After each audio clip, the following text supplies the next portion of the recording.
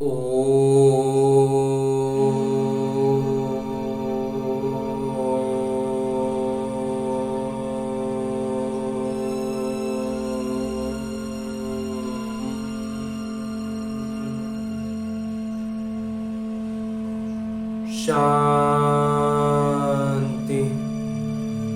ओम शांति। बाबा बाबा ओम शांति।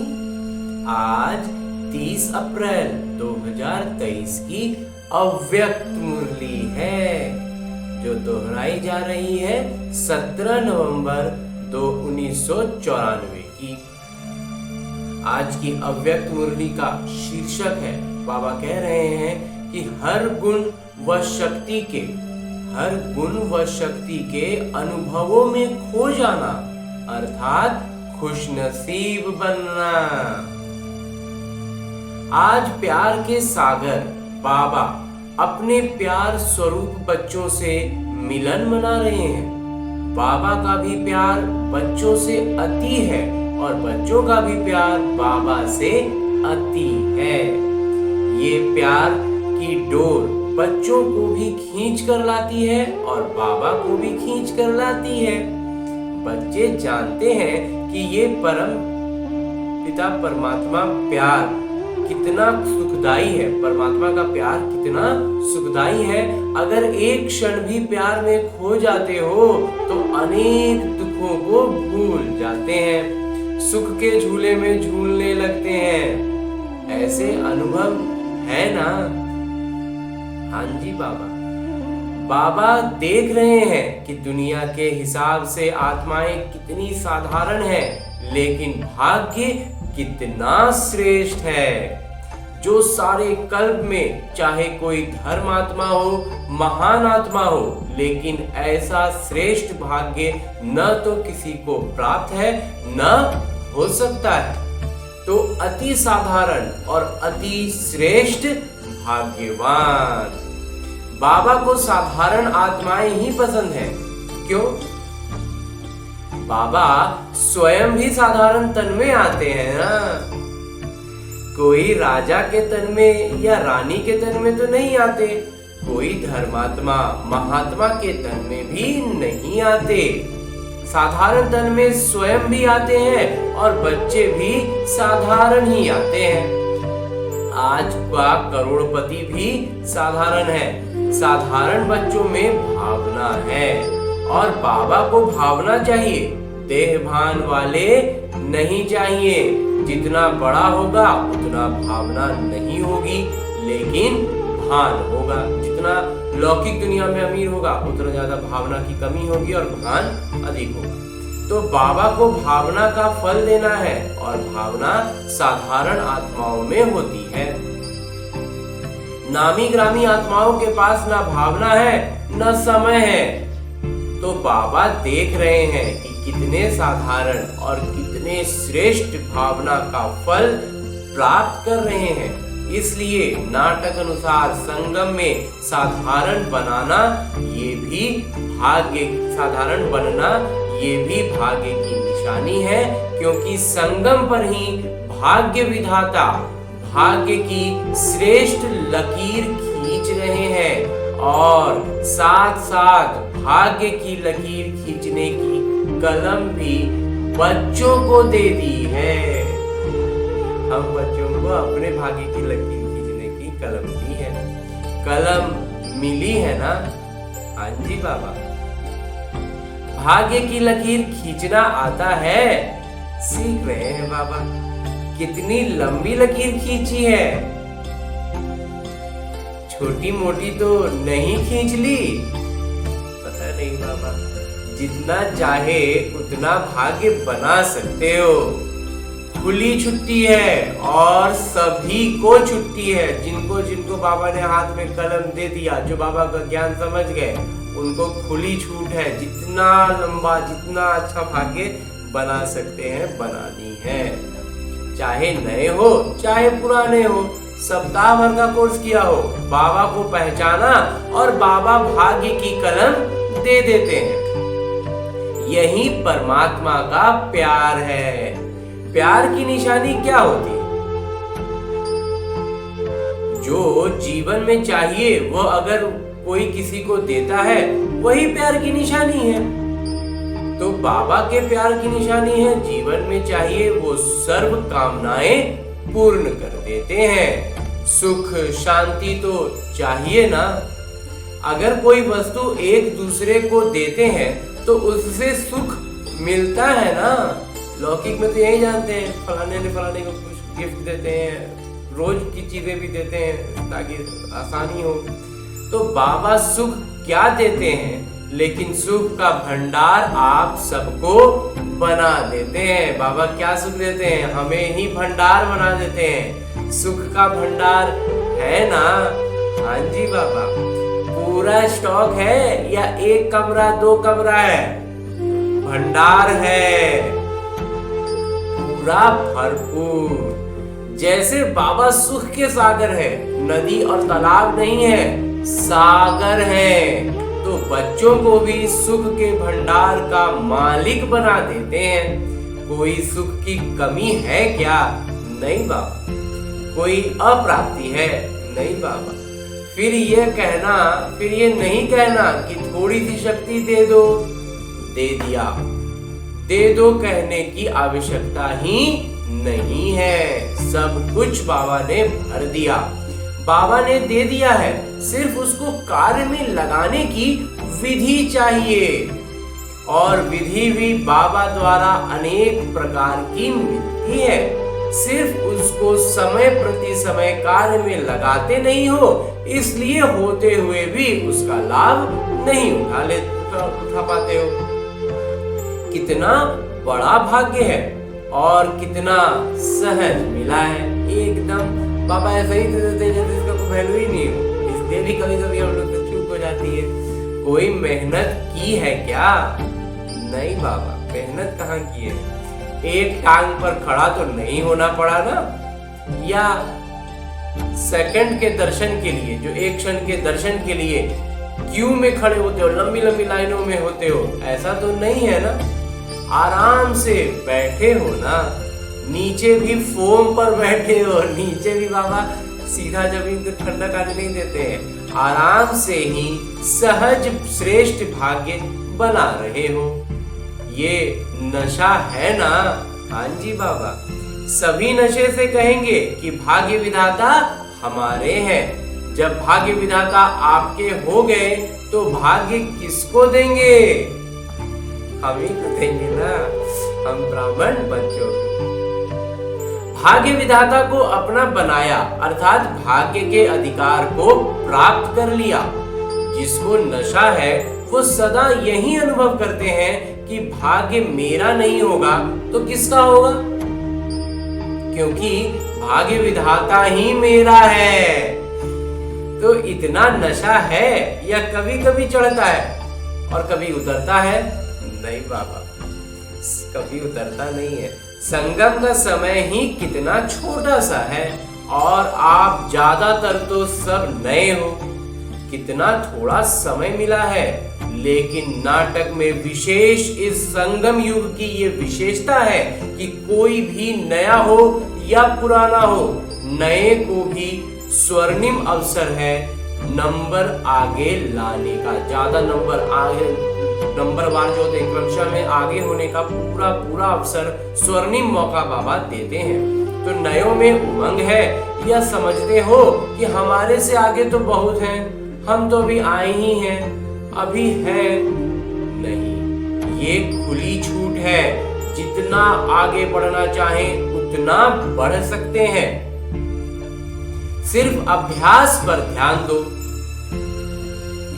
कोई पुराने अलबेले हो जाते हैं और आप नए अलबेले नहीं होना तो आगे बढ़ जाएंगे, नंबर ले लेंगे। नंबर लेना है ना। हाँ जी बाबा, फर्स्ट नंबर नहीं, फर्स्ट डिवीजन। फर्स्ट नंबर तो ब्रह्मा बाबा निश्चित हो गए ना, लेकिन फर्स्ट डिवीजन में जितने चाहें उतने आ सकते हो। तो सभी किस डिवीजन में आएंगे? कौन सी श्रेणी में जाना है? सभी फर्स्ट में आएंगे तो सेकंड में कौन आएगा? माताएं किस में आएंगी? फर्स्ट में आएंगी। बहुत अच्छा, आना ही है। ये दृढ़ निश्चय भाग्य को निश्चित कर देता है। पता नहीं आएंगे नहीं आएंगे, पता नहीं आगे चलकर कोई माया आ जाए। माया बड़ी चतुर है, ऐसे व्यर्थ संकल्प कभी नहीं करना। जब सर्वशक्तिवान साथ है तो माया तो उसके आगे पेपर टाइगर है ना, कागज का शेर है। इसलिए घबराना नहीं, पता नहीं का संकल्प कभी नहीं करना। ज्ञानवान बन हर कर्म करते चलो। साथ का अनुभव सदा ही सहज और सुरक्षित रखता है। साथ भूल जाते हैं तो मुश्किल हो जाता है, लेकिन सभी का वायदा है कि साथ रहेंगे, साथ चलेंगे, यही वायदा है ना। हाँ जी बाबा, कि अकेले रहेंगे अकेले जाएंगे, नहीं बाबा। तो साथ का अनुभव बढ़ाओ। जानते हो कि साथ हैं, जानते तो हो कि साथ हैं, मानते भी हो, लेकिन फर्क क्या पड़ता है? जानते भी हो, मानते भी हो, लेकिन समय पर उसी प्रमाण चलते नहीं हो। माया का बल, ये जो कोर्स है, उसको भुला देती है। माया जब आती है तो उसके चपेट में आकर के हम अपना ज्ञान भूल जाते हैं। लेकिन क्या माया बहुत बलवान है? नहीं बाबा, वह बलवान है या आप बलवान हो? हम बाबा के साथ में बलवान, या कभी माया बलवान कभी आप बलवान? नहीं बाबा, हमेशा सर्वदा मेरे बाबा बलवान और उनके साथ में हम बलवान। आपकी कमजोरी माया है और कुछ नहीं है। आपकी कमजोरी माया बनकर सामने आती है, जैसे शरीर की कमजोरी बीमारी बनकर सामने आती है ना। ऐसे आत्मा की कमजोरी माया बनकर के सामने आया करती है। तो ना कमजोर बनना है और ना माया आनी है। अगर शरीर पूरी तरह से मजबूत होगा, शरीर पूरा उसके जो है भोजन और उसका पूरा तरीके को मेंटेन रखेंगे, सुचारू रखेंगे, तो शरीर बीमार नहीं होगा। वैसे ही आत्मा में ज्ञान का बिल्कुल सहज और सरल तरीके से जाएगा, ज्ञान से भरपूर रहेगा, तो फिर माया बीमार नहीं कर पाएगी, आत्मा बीमार नहीं होगी। लक्ष्य ही है माया जीत जगत जीत। कितने बार विजयी बने हो, अनगिनत बार, फिर भी घबरा जाते हो। कोई कोई बात होती है तो कहा जाता है नई बात थी ना, मुझे पता नहीं था इसलिए घबरा गए। लेकिन एक तरफ कहते हो अनेक बार विजयी बने हैं, हर कल्प में बने हैं, तो फिर घबराते क्यों? बाबा का प्यार ही है कि हर बच्चा श्रेष्ठ आत्मा बन राज्य अधिकारी बने। प्रजा अधिकारी तो नहीं बनना है ना। तो राज्य अधिकारी अर्थात हर कर्मेंद्रिय जीत। अगर अपनी कर्मेंद्रियों के ऊपर, मन बुद्धि संस्कार के ऊपर विजय नहीं, तो प्रजा पर क्या राज्य करेंगे? अगर ऐसे राजे बने तो अपने ऊपर विजय पा नहीं सकते हो, तो सतयुग में भी कलयुग बन जाएगा। अगर खुद पर आज विजय नहीं प्राप्त कर पा रहे हैं तो उसमें सतयुग में भी कलयुग बन जाएगा। इसलिए ये जांच करो कि मन बुद्धि संस्कार नियंत्रण में हो। मन आपको चलाता है या आप मन को चलाने वाले हो? जब ये कंप्लेन करते हो कि मेरा मन आज लगता नहीं, मेरा मन आज भटक रहा है, तो ये मन जीत हुए? तब तो नहीं होंगे। तो आज मन उदास है, आज मन और आकर्षण की तरफ जा रहा है, ये विजयी के संकल्प है? नहीं बाबा।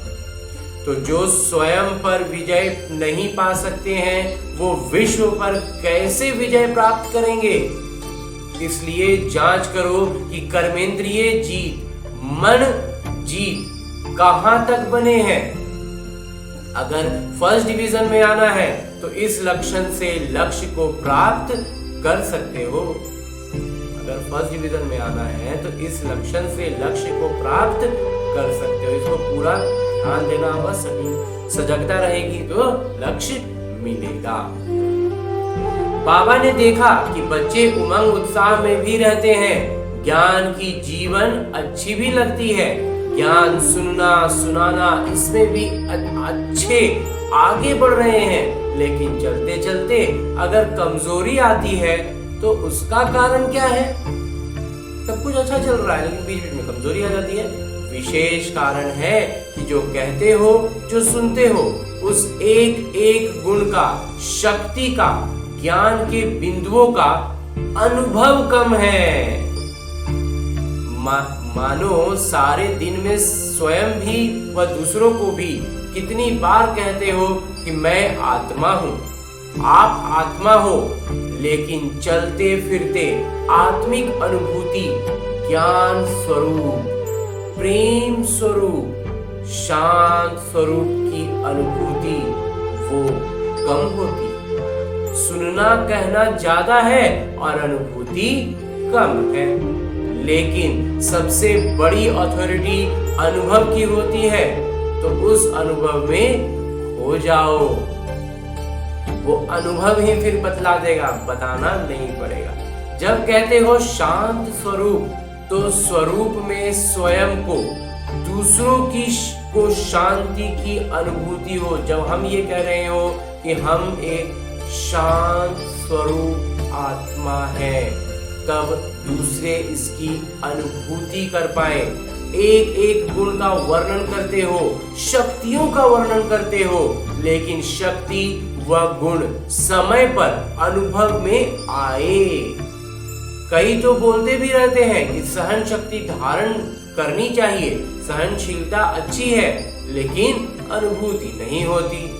अनुभूति की कमी होने के कारण जितना चाहते हो उतना पा नहीं सकते। अगर सभी से पूछें कि जितना पुरुषार्थ होना चाहिए उतना है, तो थोड़े ही हाँ कहेंगे, बहुत कम ही लोग हाँ कहेंगे। तो जितना मिल रहा है उतना जीवन में व कर्म में अनुभव हो। सिर्फ सोचने में अनुभव नहीं हो, लेकिन चलन में, कर्म में शक्तियां, गुण स्वयं को भी अनुभव हो, दूसरों को भी अनुभव हो। कहते ही हो कि ज्ञान स्वरूप है, तो वह स्वरूप दिखाई देना चाहिए ना। हाँ जी बाबा। और स्वरूप सदा होता है, स्वरूप कभी कभी नहीं होता है। ये भी ध्यान रखना है कि जिस समय बोल रहे हैं उस समय ज्ञान स्वरूप बोल रहे हैं तो दम आ रहे हैं और फिर छोटे हो गए। अज्ञान काल की जीवन में यदि किसी को क्रोधी स्वरूप होता है, तो जब भी कोई बात होगी तो वो स्वरूप दिखाई देता है, छिपता नहीं है। किसी का स्वभाव में गुस्सा है, बहुत ज्यादा गुस्सा है, बात बात में उसका वो स्वरूप दिखाई पड़ता है, चाहे छोटी बात हो या बड़ी बात हो, लेकिन जिसका जो स्वरूप होता है वो दिखाई देता है। स्वयं को भी अनुभव होता है और दूसरों को भी अनुभव होता है। क्या कहते हैं? ये है ही क्रोधी, इनका संस्कार ही क्रोध का है, तो संस्कार दिखाई देता है ना। ऐसे ही ज्ञान स्वरूप, शांत स्वरूप, सुख स्वरूप अनुभव में आए, तो अनुभवी मूर्त ये है श्रेष्ठ पुरुषार्थ की निशानी। जब दूसरों को हम क्रोधी कहते हैं, अरे ये तो है ही क्रोधी, वैसे ही लोग कहें अन्य जो अज्ञान में है वो निकट आए, अनुभव में आए, तो उनको ये अनुभव हो, ये बहुत शांत स्वरूप आत्मा है, ये ज्ञान स्वरूप आत्मा है, ये सुख स्वरूप आत्मा है, ये अनुभूति उनमें आए। बाबा कहते हैं यही है श्रेष्ठ पुरुषार्थी की निशानी। तो अनुभव को बढ़ाओ, जो कहा वो अनुभव किया। हाँ जी बाबा। अगर अनुभव नहीं होता है तो उसका कारण ये है कि जो समय प्रति समय विधि मिलती है उस विधि के ऊपर ध्यान कम है, ध्यान कम है ना। जितना ज्ञान को, शक्तियों को, गुणों को दोहराएंगे, रिवाइज करते रहेंगे, तो एहसास सहज होगा, अनुभव सहज होगी। रिवाइज नहीं करते तो रियलाइजेशन यानी अनुभव भी कम है। सुना बहुत अच्छा, लेकिन चलते फिरते रिवाइज होना चाहिए। बार बार जो लौकिक पढ़ाई पढ़ते हैं उसमें भी रिवीजन करना पड़ता है, रिपीट करना पड़ता है, दोहराना पड़ता है। वैसे ही बाबा की ज्ञान की बातों को बार बार दोहराते रहना है तो अनुभव बढ़ते ही जाएगा। जैसे दुनिया वाले कहते हैं कि कर्म ही योग है, कर्म और योग अलग नहीं मानते, कर्म ही योग मानते हैं। कर्म से योग लगाना, इसी को ही कर्म योग समझते हैं। लेकिन कर्म और योग दोनों का संतुलन चाहिए। कर्म में व्यस्त रहना योग नहीं है, कर्म करते योग का अनुभव होना चाहिए। कर्म में व्यस्त हो जाते हैं तो कर्म ही श्रेष्ठ हो जाता है, योग किनारे हो जाता है। चलते चलते यही अलबेलापन आता है। तो कर्म में योग का अनुभव होना, इसको कहा जाता है कर्म योगी। मूल बात है अनुभवी स्वरूप बनो। एक एक गुण के अनुभव में खो जाओ, शक्ति स्वरूप बन जाओ। आपके स्वरूप से शक्तियां दिखाई दें। अभी भी देखो, अगर कोई में कोई विशेष शक्ति होती है तो उसके लिए कहते हो ये बहुत सहनशील स्वरूप है, इसमें समाने की शक्ति बहुत दिखाई देती है। तो कोई में दिखाई देती है, कोई में नहीं, और कभी दिखाई देती है, कभी नहीं। तो ध्यान कम हुआ ना। तो हर शक्ति, हर गुण, हर ज्ञान की बिंदुएं आपके स्वरूप में अनुभव करें, और वो तब होगा जब पहले स्वयं को अनुभव होगा। अगर स्वयं अनुभवी होंगे तो दूसरों को उससे स्वतः ही अनुभव होगा। और जब अनुभव करते हो तो कितनी खुशी होती है, बहुत ज्यादा बाबा। एक क्षण भी अगर किसी गुण व शक्ति का अनुभव होता है तो कितनी खुशी बढ़ जाती है। और जब सदा अनुभवी स्वरूप होंगे तो सदा चेहरे पर खुशी की झलक, खुशनसीबी की झलक अनुभव होगी। तो अनुभव को बढ़ाओ। विधि तो स्पष्ट है ना? हाँ जी बाबा। अच्छा, सभी खुशनसीब तो हो ही, लेकिन विशेष खुशी मनाने आए हो तो सबको खुशी मिली है। हाँ जी बाबा। सब आराम से रहे हुए हो ना? वहां जब सब पहुंचे होंगे तो बाबा उनसे पूछ रहे हैं, मन आराम में है तो तन को आराम मिल ही जाता है। ये तो होना ही है। जितना स्थान बढ़ाएंगे उतना कम होना ही है। ये भावी है, उसको क्या करेंगे? स्थान बढ़ाते जा रहे हैं बाबा लौकिक में, और जगह कम पड़ते जा रहा है। और अच्छा है, अभ्यास हो जाती है। जहां बिठाओ, जैसे सुलाओ, इसकी अभ्यास हो जाती है। तो पट में सोना अच्छा है कि पटराजा बन गए हैं ना? तो शास्त्रों में तो पटरानी और पटराजा का बड़ा गायन है। आप तो बहुत सहज बन गए हैं। कोई तकलीफ है? नहीं बाबा। बाबा और निमित्त आत्माएं सोचती तो यही है कि ये सब आराम से रहें, लेकिन ज्यादा संख्या में भी आराम लगता है तो खुशी की बात है। जहां भी रहे हुए हो वहां खुश हो। हाँ जी बाबा, कोई तकलीफ नहीं है। और बुलाए? हाँ जी बाबा, और बुलाइए। सिर्फ एक सूचना चली जाए कि जो आना चाहे वो आ जाए, तो क्या करना पड़ेगा? अखंड तपस्या करनी पड़ेगी। खुशी की खुराक खाओ और अखंड योग करो, फिर तो सभी आ सकते हैं। करेंगे? थक नहीं जाएंगे? भूख नहीं लगेगी? 7 दिन नहीं खाएंगे? 7 दिन खाना नहीं मिलेगा? तो बाबा ऐसा हट कराना नहीं चाहते।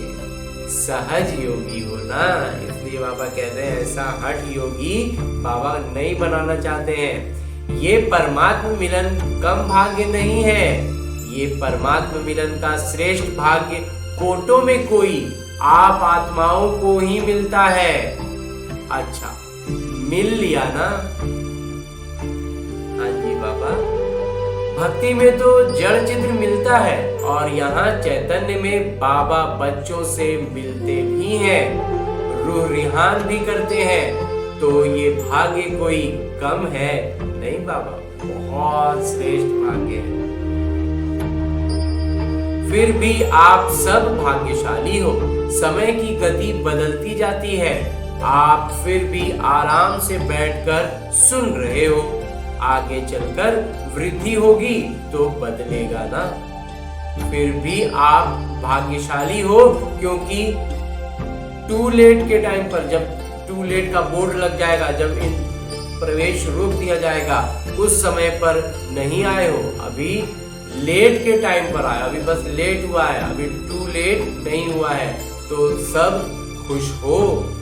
हाँ जी बाबा।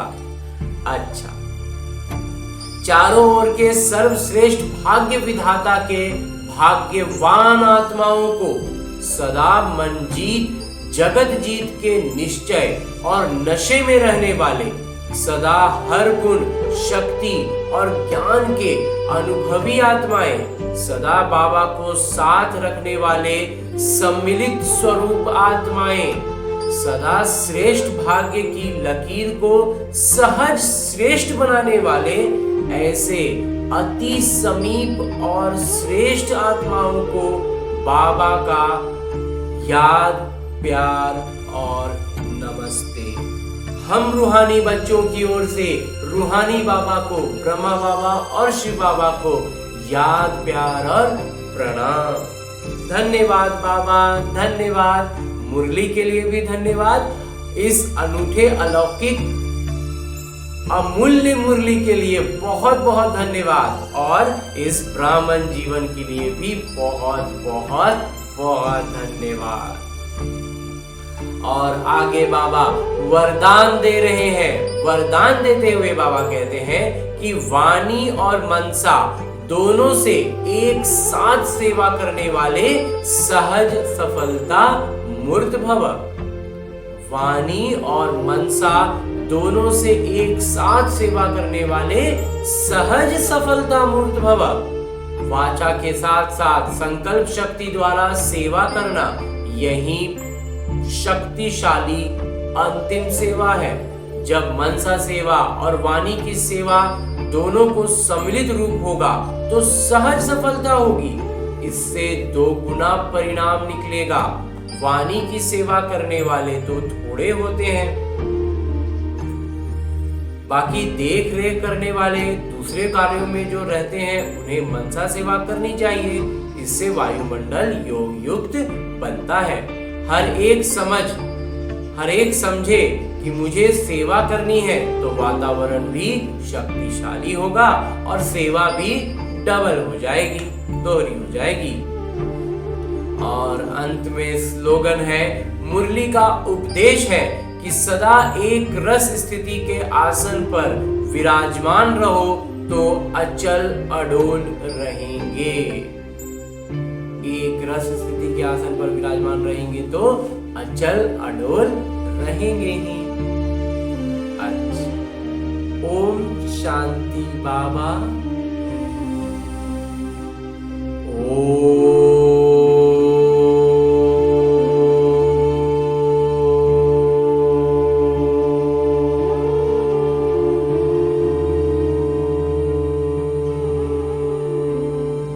शांति।